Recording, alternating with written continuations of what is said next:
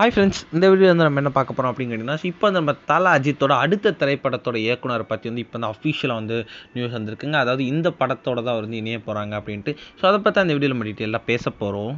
So Tamil சினிமாவில் ரசிகர்கள் அது இதுவும் எதிர்பார்த்துட்டு இருக்கிறது வந்து நம்மளோட தல அஜித்தோட 2 படங்கள் இந்த வருடம் வந்து ரிலீஸ் ஆகுது அப்படின்ட்டு. நம்மளோட மகிழ் திருமணி இயக்கத்தோட விடாமுயற்சி, அதுக்கப்புறம் வந்து ஸோ நம்மளோட குட் பேட் அக்லி திரைப்படமும் வந்து, ஆனால் வந்து பொங்கலுக்கு வந்து விடாமுயற்சி ரிலீஸ் ஆகும் அப்படின்ட்டு எதிர்பார்த்த நிலையில் வந்து அந்த திரைப்படம் வந்து இப்போ வந்து தள்ளி போயிருக்கு ரிலீஸ் அப்படின்ட்டு வந்து ப்ரொடக்ஷன் கம்பெனி கிட்ட இருந்து அஃபிஷியலாக நியூஸ் வந்திருக்கு.